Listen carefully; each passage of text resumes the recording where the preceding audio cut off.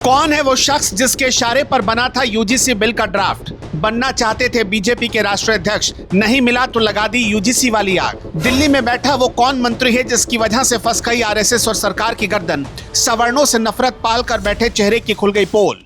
जनवरी 2025 में यानी पिछले साल, एक साल पहले कहा था कि अब मार्च 2025 तक, जब रोहित वेमुला और पायल तडवी की मां ने एक ज्वाइंट पिटीशन डाला था सुप्रीम कोर्ट में, उस ज्वाइंट पिटीशन के बाद उसकी सुनवाई करते हुए केंद्र सरकार को यह निर्देशित किया था कि आप यूजीसी का नया कानून बनाकर ले आइए। और उस कानून को पेश कब करना था? मार्च 2025 में, यानी करीब करीब 10 महीने पहले। और उस कानून को पेश कब किया गया? उस कानून को पेश किया गया 18 जनवरी को। 13 जनवरी को पूरी समिति बैठी और 15 जनवरी को, दिलचस्प, मैं आपको बता रहा हूं, ये जो सब कुछ हुआ है इसको आप इसके टाइमलाइन पर गौर करिएगा। सोच कर देखिए कि सुनवाई 2 दिन बाद होनी है। 15 तारीख को सुप्रीम कोर्ट के सामने सुनवाई होनी थी। 13 तारीख को समिति बैठी। समिति ने 2 दिन में सिफारिश कर दिया, आनन फानन में पूरी रिपोर्ट तैयार कर दी गई। और ये भी नहीं देखा गया, ये भी नहीं सोचा गया कि कहां क्या त्रुटि रह गई है।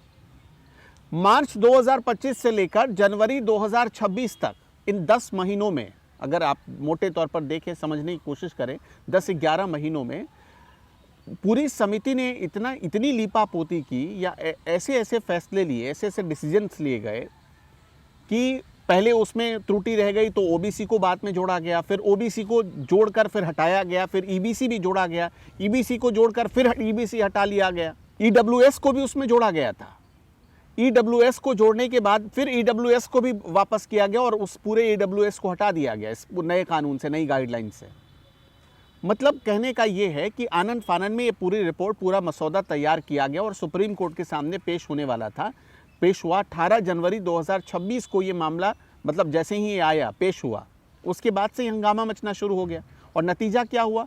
पेश होने के 10 दिन बाद ही 11वें दिन 29 जनवरी को सुप्रीम कोर्ट के सामने, माफ करिएगा, सुप्रीम कोर्ट के सामने पेश होना था। सुप्रीम कोर्ट ने रोक लगा दी। इसी को आप जब देखेंगे तो एक कहावत कही जाती है कि जब भोज हो रहा हो तो उस वक्त कुछ लोग कोहड़ा रोपने चले जाते हैं। सरकार बिल्कुल उसी तरीके से काम कर रही थी। उसको पता था 1 हफ्ते बाद सुनवाई के लिए जाना है, वहां पर सरकार को फटकार लगाई जाती। उस फटकार से बचने के लिए आनन फानन में इस बिल को पेश कर दिया गया। और दिलचस्प क्या है, इसमें बीजेपी को लोग क्यों दोष न दें, ये आप समझिएगा। ये सारा किया कराया, मैंने आपको बताया ना कि बीजेपी के ही वो एक बड़े मंत्री हैं, बहुत बड़े नेता हैं, स्वयंभू उनको मतलब जीत की मशीन कहा जाता है। और उन्होंने हसरत पाल बैठी थी। मैं नाम नहीं लेना चाहता हूं, आप लोग समझदार हैं, आप समझ गए होंगे कि मैं किन की बात कर रहा हूं।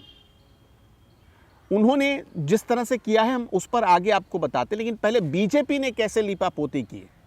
और अब जो ये बीजेपी के जितने मंत्री वाहवाही लूटने के लिए आए हैं, जो कल निशिकांत दुबे का ट्वीट आया, पवन सिंह का ट्वीट आ गया, सब मोदी जी को बधाई दे रहे हैं, गिरिराज सिंह का ट्वीट आ गया, ये जो सब लोग अभी आकर वाहवाही लूटने आए हैं, इनकी हकीकत भी हम आपको बताते हैं। जानते हैं, जो समिति बनाई गई थी उसमें टोटल 30 मेंबर थे, 30 सदस्य थे। और दिग्विजय सिंह, जो कांग्रेस के बहुत सीनियर लीडर हैं और मध्य प्रदेश के पूर्व मुख्यमंत्री रह चुके हैं, दिग्विजय सिंह की राजनीति करीब 50 साल से ज़्यादा का अनुभव है उनको। उन्होंने मध्य प्रदेश से लेकर दिल्ली तक कितने अधिकारियों को, कितने कानून बनाए, कितने अधिकारियों को नचाया, कितनी सरकारें बनाई और गिराई। उस आदमी ने भी इसकी पूरी छूट दे दी, खुली छूट दे दी। दिग्विजय सिंह तो जाहिर सी बात है, वो तो ऐसा कोई काम नहीं करेंगे जिससे फ़ायदा हो जाए बीजेपी को या मोदी सरकार को। लेकिन उस समिति में बैठे हुए लोगों ने भी अपोज नहीं किया, बल्कि वो बैठे हुए लोग जितने संशोधन आते चले गए, जितने सुधार आते चले गए, जैसे ईडब्ल्यूएस को हटाने वाली बात, उस पर भी सहमति दे दी। एक कोई ऐसा पॉइंट नहीं रहा जिस पर उन्होंने विरोध किया हो। समिति में देखिए किस पार्टी का कितना प्रतिनिधित्व था। बीजेपी के 16 सांसद थे उसमें। सबसे ज्यादा राज्यसभा और लोकसभा को मिला दे तो बीजेपी के 16 सांसद थे। कांग्रेस के सिर्फ 4 सांसद थे। समाजवादी पार्टी के 3 सांसद थे। तृणमूल कांग्रेस के 2 सांसद थे। सीपीएम का एक, डीएमके का एक, एनसीपी अजित पवार गुट का एक, एनसीपी शरद पवार गुट का एक और आम आदमी पार्टी का एक। 30 सदस्य बनते हैं।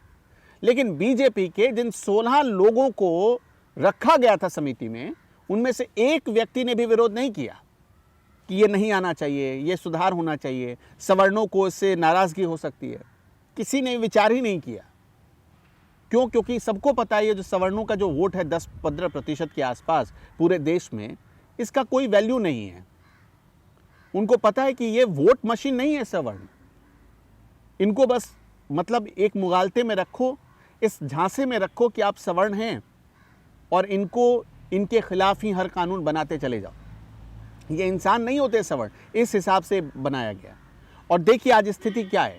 मैंने आपको बताया 16 सांसद बीजेपी के थे, जिनको उत्तर प्रदेश से, बिहार से, मध्य प्रदेश से, जितने हिंदी पट्टी स्टेट है, दिल खोल कर वोट पड़ता है, जहां सवर्णों की एक बड़ी आबादी बसती है, दिल खोल कर लोग वोट देते हैं। उस इलाके से आने वाले सांसद, अब मैं आपको बताता हूं, रविशंकर प्रसाद इतने बड़े लीडर, इतने बड़े नेता बिहार से आते हैं, सांसद हैं, उन्होंने एक जरा विरोध नहीं किया।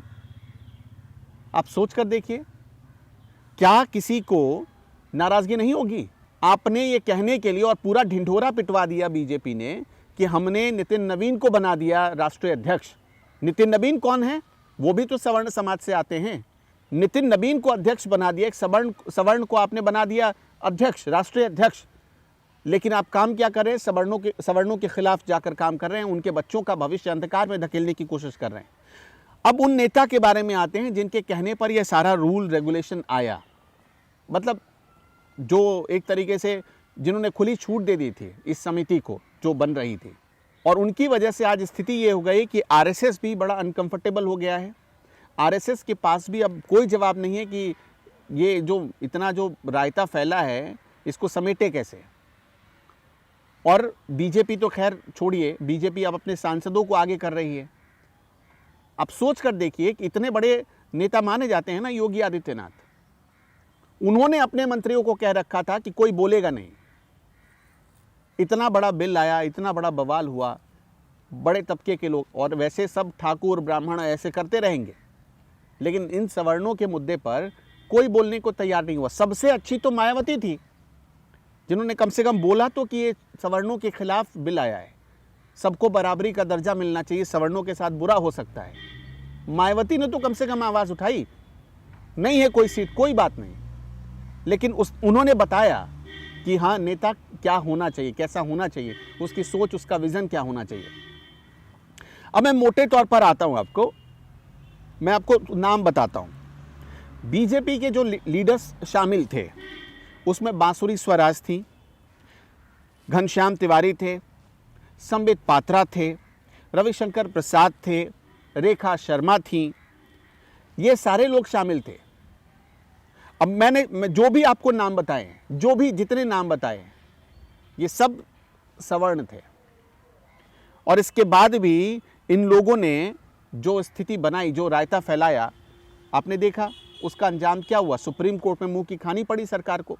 और सुनिए, जब छीछा लेदर सब जगहों पर हो गया तो सरकार ने अपना बचाव कैसे शुरू किया है।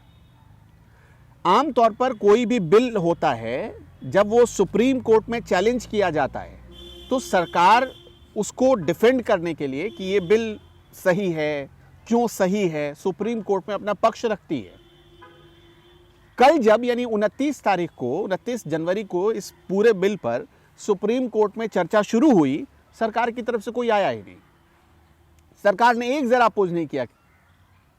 या तो सरकार, या तो ये जो 16 लोग थे समिति में, या तो भारत के एचआरडी मिनिस्ट्री पेशेंस टेस्ट करना चाहती थी सवर्णों का, या फिर उसको खुद पता नहीं, कंफ्यूज है, वो सही सलाहकारों को अपने आसपास नहीं रखती। और दोस्तों एक और आपको जानकारी दे देते हैं, इस बिल को बनाते समय इन्होंने जिन लोगों से सलाह दी, इतना आप देखते हैं ना कि कांग्रेस मुक्त भारत, ये लेफ्टिस्ट है, ये टुकड़े टुकड़े गैंग का मेंबर है। आपको ये भी जानकर हैरानी होगी कि जो भी ड्राफ्ट तैयार हुआ था उसको बनाने में इनके सलाहकार वकील वही लोग थे जो लेफ्टिस्ट माने जाते हैं, घोर लेफ्टिस्ट। तो क्या इसमें आपको ये उम्मीद थी कि वो सवर्णों के लिए लिख देंगे कुछ? और अभी भी उम्मीद नहीं है। क्यों उम्मीद नहीं है? क्योंकि सरकार ओबीसी पर सबसे ज़्यादा फोकस कर रही है। आप देखिए, दिल्ली से लेकर किसी भी स्टेट में चले जाइए, हर सरकार का एससी एसटी से भी ज़्यादा फोकस ओबीसी पर जा रहा है, क्योंकि वो मास वोटर बन चुका है और उसके वोट से एक डिसाइडिंग फैक्टर वो वोट बन जाता है सरकार बनाने और सरकार गिराने में। इसलिए ये सारा प्रपंच, सारा खेल रचा जा रहा है। शुरू से लेकर, दिल्ली से लेकर, चाहे लखनऊ आ जाइए, चाहे पटना चले जाइए, चाहे भोपाल चले जाइए, चाहे रायपुर चले जाइए, हर जगह ओबीसी पर फोकस किया जा रहा है। कुल मिलाकर कहने का अर्थ ये है कि जो वो लीडर बैठा हुआ है केंद्र में, उसने अपनी बड़ी हसरत पाल रखी थी।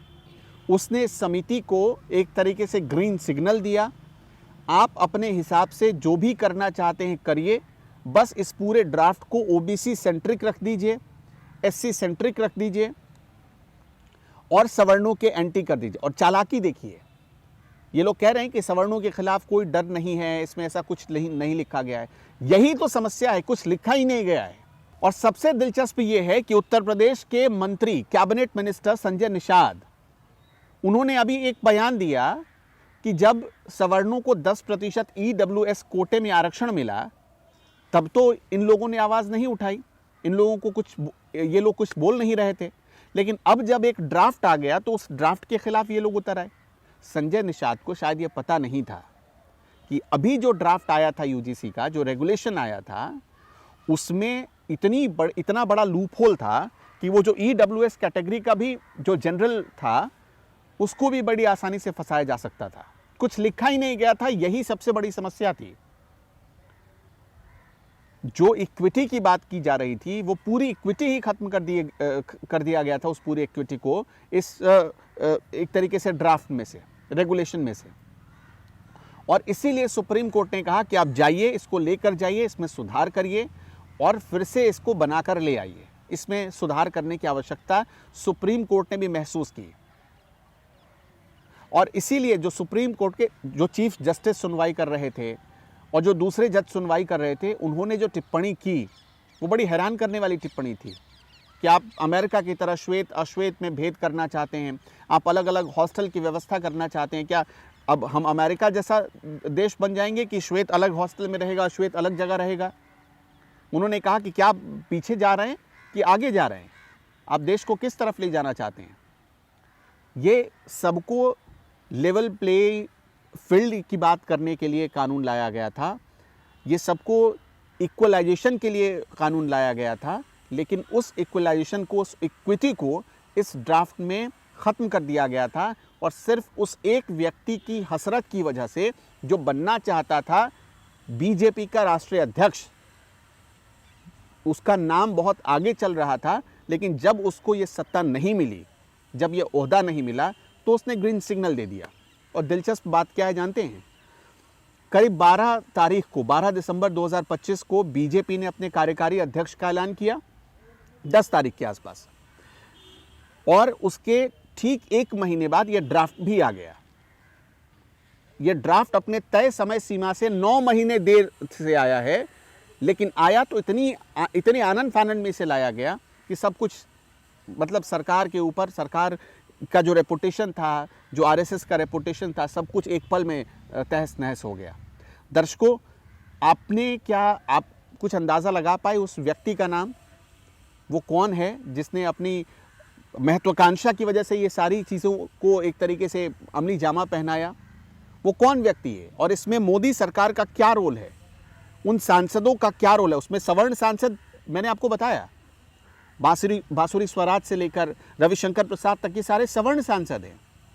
उनकी चुप्पी क्या कहती है? कमेंट सेक्शन में हमें ज़रूर बताइएगा।